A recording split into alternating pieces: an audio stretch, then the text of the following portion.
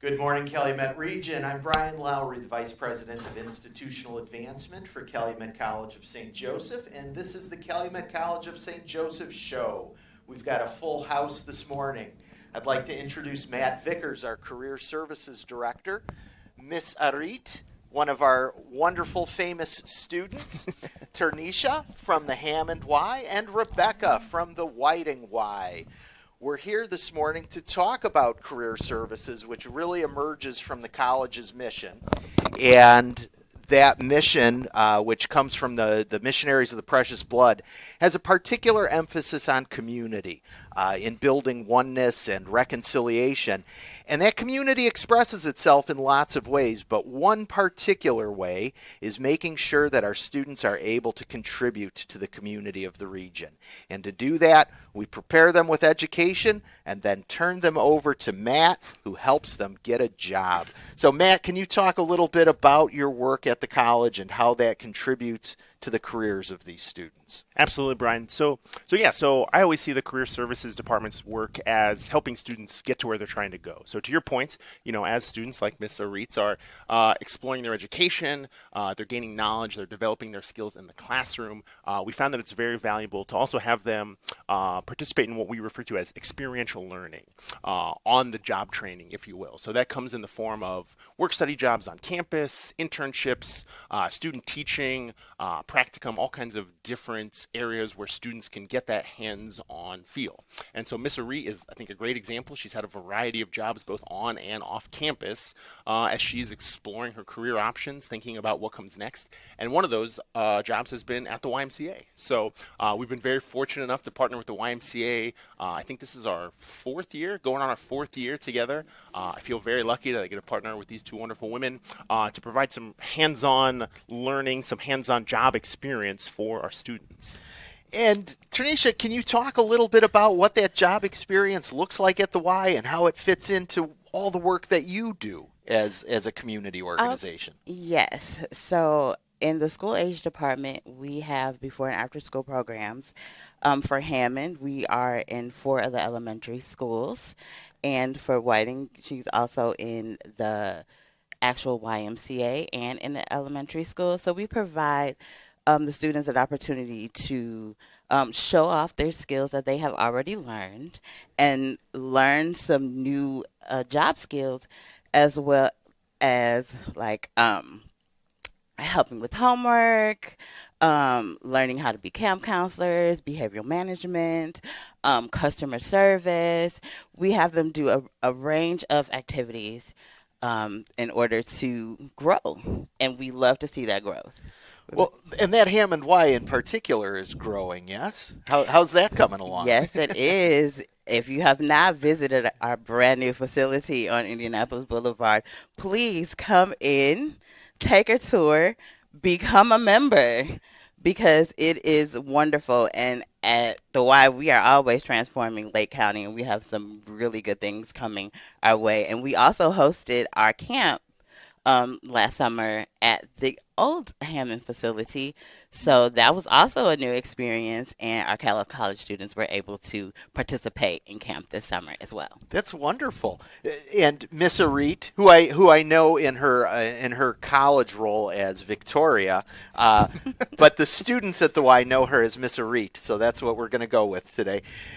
What was your experience like at those summer camps? Summer camp was an amazing experience because I really love the environment. All the kids just screaming the counselor's name in the morning, just when I started my shift, Miss Ari, good morning, and just running towards me, like giving me side hugs, important side hugs, with teaching them kids how to do things properly. It's very important. And the coworkers, amazing. Like, they weren't on it. Like, okay, I got a problem with my car, no problem, I can cover you. You have a ride.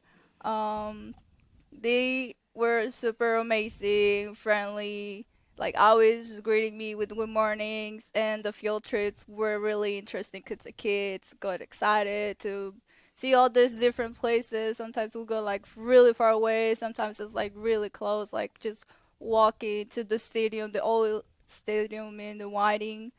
And overall, I'll do it again. I'll do it again. Well, love your working with the your kids. boss is sitting a couple seats down from you, so I'm glad to hear it was such a positive experience. Rebecca, from your perspective at the Y, how did that work out? Yeah, it's amazing. We love our Cal College students. Matt and I, since 2022, we've been there's been about 12 that have come through the work study. They have all been amazing, gone on to do great things. Some of them, if they weren't in the study program, just coming from Cal College. One of them's a director now at one of our Ys. So these students have just been a huge integral part of our mission. They love the kids. Like she said, they walk in and the kids are superstars. And so it's just been really amazing to have this experience with them because we learn from them as well. They're going on to do amazing things. We try and keep them as long as we can. So I love to hear that. She wants to stay for summer camp. But we do share, Hammond and I do a lot of sharing with the staff. Some of them are there, some of them are with me. Sometimes they go to both. Those key times in the AM, 6:30 in the morning, these students are showing up, stay until 6:30 at night. Summer camp is all day. So it's been a real pleasure, and I want to continue it for as long as we can. That's wonderful. That's Matt, how do you prepare students for that actual, and sometimes it's their first work experience? What do you do, or what does your office do to help prepare students move from the classroom to the workforce? That's a great question. So, on our end, we do have a whole roadmap of what we refer to as career readiness. So students like Reed or anyone who's applying for a job at the YMCA or any of our other community internship partners, we do make sure they're prepared to apply and interview for that position, just like any other position. So we do work with them to help them kind of understand and develop their skills a bit, make sure they're able to talk about them. We work with them to make sure they have a resume, we make sure they have a cover letter, and then again, they're prepared for that interview, they're prepared for that process. So Yes. background check. To both Rebecca and Tanisha's points, I think an opportunity like this is really good for both students who are getting into the kind of the first job experience, but also students who have a bit more season on them. I think the roles at the Y specifically help students develop what we refer to as technical skills, so that behavioral management, child psychology, things like that, but also those soft skills, those transferable skills, so professional communication and time management and learning how to communicate both with directors and with younger children and clients, and so parents, right? The whole breadth of communication there. And so, we do try to set expectations, but we do kind of frame it as this is a learning opportunity. And Rebecca and Tanisha both have been very understanding that, not every student that comes in is going to be, someone who has 5-10 years of experience, nor should they be, right? And so they've also been very flexible and understanding to kind of craft these positions in a way that helps our students acclimate to that role and help move in that direction that they're ultimately trying to go in. That's wonderful. So can you give some examples, Tanisha, of how that plays itself out in the workforce? So Matt and I were talking earlier today about a student that has really grown in the program. He didn't necessarily know how he could work with children, but he has become a very integral part of the program, and he's grown. I mean, he's able to facilitate gym activities. He's able to help supervise and help with behavioral management. He's a homework helper. He helps read to our younger students. He's learned how to help build a curriculum. Very, very skilled. We used him in the aquatics department as being a water watcher for our summer camp children that are swimming. So he's really grown and he's learned a lot of different skills. That's awesome. That's awesome. Victoria, Miss Arit, what were some particular skills that you've learned in this that you're going to take well beyond summer camp experience? Any particular lessons that you've picked up through your work? There's like plenty of skills. Mostly I like the skill of patient. I already was like patient, but now I'm starting to learn to be more patient. Okay. So also like talking with kids. Some kids need like different ways of talking. So it's like the different ways of talking. I've learned that like some kids needs to be like more firm, other kids needs to be a little more soft. Just depending on their personalities. Like talking with the parents when something goes wrong, it's hard. So I learned that it's not like I learned, I think it was called the sandwich method that I learned on summer camp. It's like you told them something they did good and then something they did bad, but then at the end they start acting better. So we don't straight tell them, oh, your kid is bad. No, your kid is good.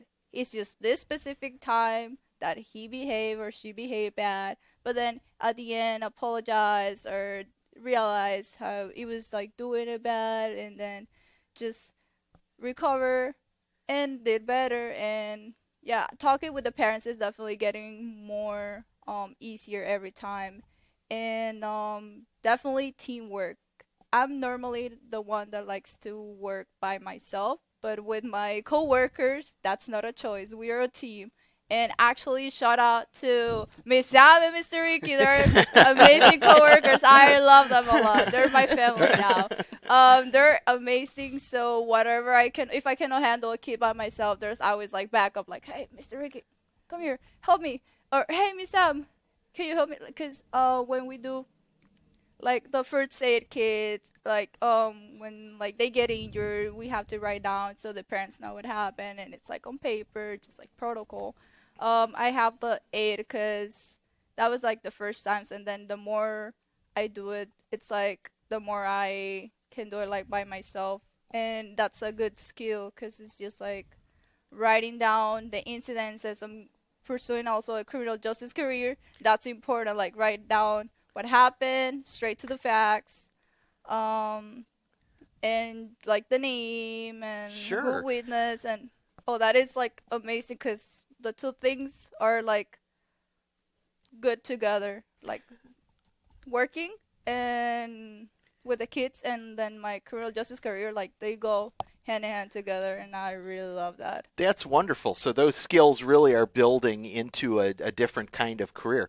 Matt, can you talk about the different partners we have for these work study and internship opportunities? Because it's well beyond just working with children. It's a variety of fields, right? Correct. So many of our degree programs at CCSJ do require some sort of internship or practicum or student teaching that experiential learning part of the degree program is essential in a lot of our programs. So we do strive to make employer partnerships and organizational partnerships with organizations that kind of meet all of our students' career needs. So to Ms. Arit's points, criminal justice students regularly pursue internships with Lake County courts. So we have several partnerships with Lake County juvenile courts. Sounds like something you might be interested in the future, right? Lake County probation, Lake County corrections. We've worked in the past with the Indiana State Police or the Hammond Police Departments. Like we talked about before, our psych and human services programs also require an internship. So we've worked with CASA in the past. We've worked with smaller, more independent kind of family-run psychology programs, family counseling organizations. We just started a partnership with Haven House in Hammond, which is a domestic violence center, or a center that supports victims of domestic violence, rather. We, of course, work with many of our local community schools, the Bowman Leadership Academy being the one that we've sent quite a few interns to recently for child psychology and dean of student internships.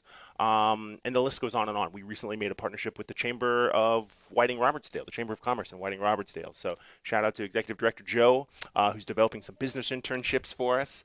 And so, yeah, again, our students, wherever they're at, wherever they're trying to go, we want to create those opportunities for them to try that out. In a perfect world, someone like Arit finds an internship. She loves it. She sees a career at the Y working alongside Rebecca here for the next 20 years. But equally possible is that, a student tries something out and they decide, okay, I've done this for a semester and I've realized, this isn't quite for me. And that's okay too, right? We stress to students that part of figuring out what you want to do is also figuring out what you don't want to do. And so I'm very grateful to all of our partners who kind of provide that learning opportunity for our students to grow and, again, move in the direction that fits best for what they ultimately see themselves doing.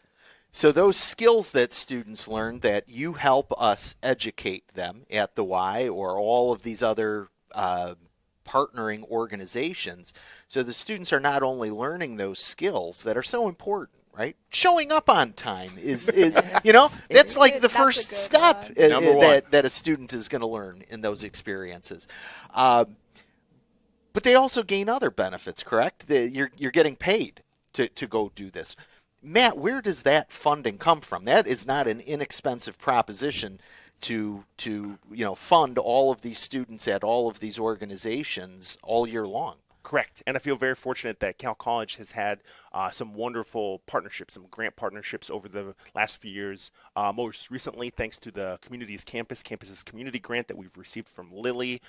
There's specifically a component of that grant that allows us to fund what would be otherwise unpaid internships. So when we're working with a lot of community partners, a lot of not-for-profit organizations, as many folks can probably assume, there isn't always the dollars there to pay for interns, to pay for part-time workers. And so I'm really grateful that with grants from Lilly, with some federal grants we've received, with grants from places like the Brock Foundation in Chicago in the past, we've been able to fund what would be otherwise unpaid opportunities. And that's been, I think, a huge help to our community partners that are oftentimes in need of financial support, but it's also a huge help to our students, right? I think there was a time years ago when it was kind of assumed that, well, you're going to do this internship for free and you're paid in experience. Unfortunately, as we all know now, everything just gets more and more expensive. And for our students as well. So I think every dollar helps them kind of move forward on that path to success. And so I feel very fortunate that we're able to provide stipends, that we're able to provide hourly wages for what would be otherwise unpaid opportunities. Yeah, that's really a wonderful point. And Rebecca, how does that increase capacity at the Whiting Y, for instance? So how many students are you able to work with at a given time, and how does that benefit the community at large, right? I'm a member of the Whiting Y.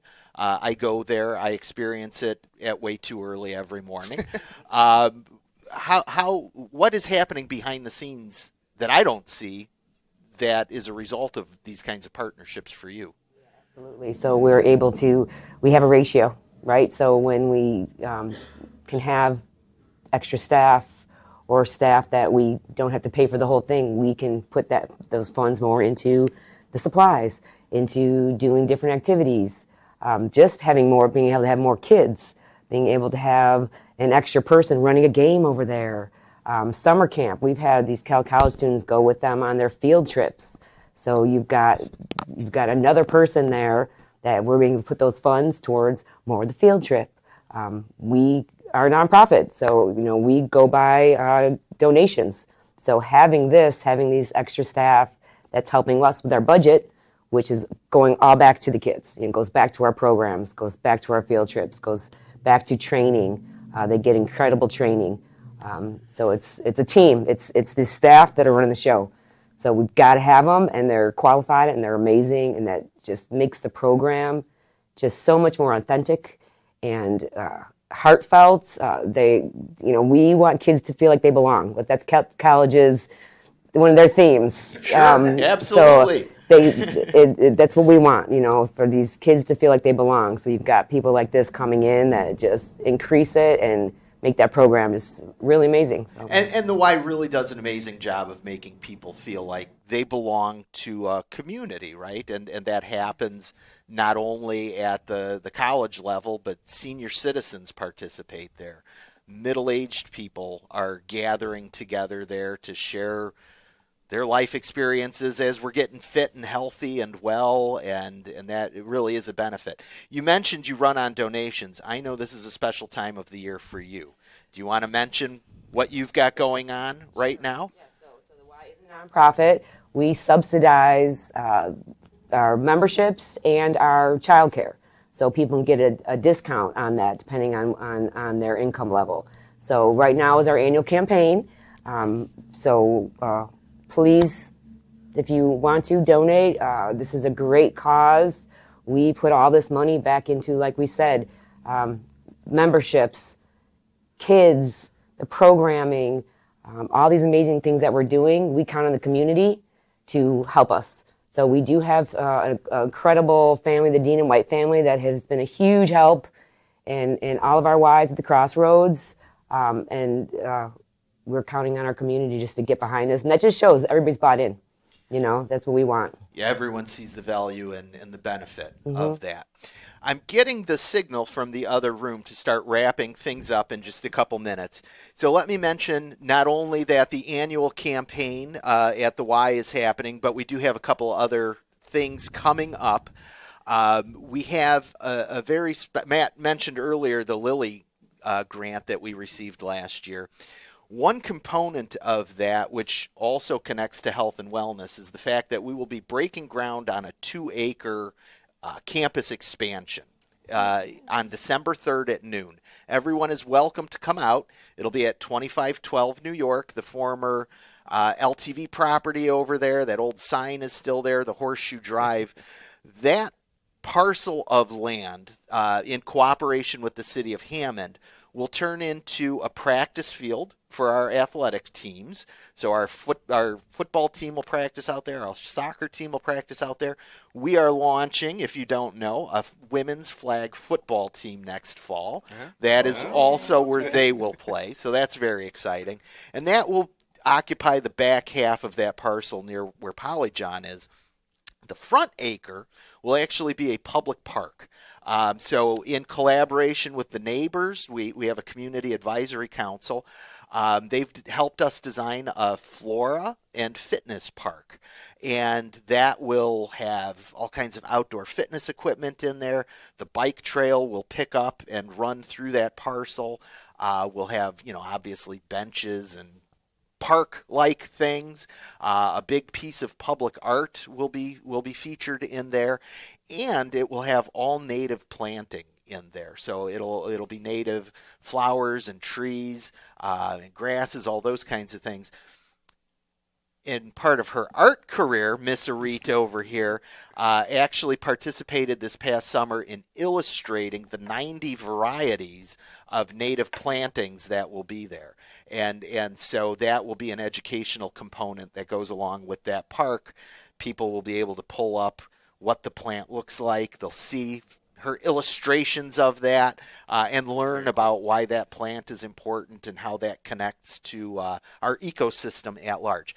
So please come out on December 3rd at noon for the ceremonial groundbreaking there. The real construction will start in 2026, and we have a deadline of August 1st to get that football field in, or that practice field in.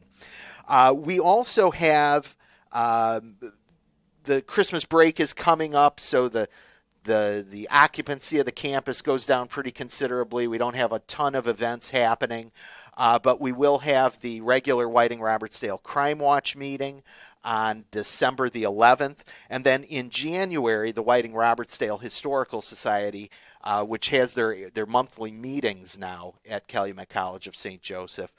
They will be featuring a woman from the Indiana Department of Natural Resources who will be focusing on archaeology in our community, which I'm looking very forward to. I saw the one yesterday on Dave Dabberton argued that the roots of bluegrass music actually were born in Whiting and East Chicago, and from my perspective made an incredibly, and Hammond as well, made an incredibly compelling case. He's not going to say it was invented here, but the roots of bluegrass certainly emerge from right outside our door here. Also, we have we are a Catholic institution. We have Mass every Monday at 11:30. All are welcome to the St. Gaspar Chapel for that. So those are our announcements. Any last words from the YMCA before we turn it over to our veterans? Well, we're working on our winter and spring stuff, so winter camp's coming, so send your kids. And Miss Arit is working it. Any thoughts for you as you head into this time of school winding down for the semester? You'll definitely be a good break, and just focus on the work and over the break, working with the kids. That'll be amazing. Wonderful. And Matt? I just want to say thank you to Rebecca and Tanisha and all of our partners who provide these great opportunities for our students. Like we talked about before, I'm so thankful that part of my job is to connect these pieces of the community to support the community of Whiting, of Hammond, of Lake County, and I couldn't do it without you all and the rest of our partners. So thanks, everyone. Thank you, Mr. Lowry. And as we head into the Thanksgiving week, that spirit of gratitude is certainly the one that we should be sharing. Thank you all for tuning in. We'll look forward to seeing you next month. Thank you.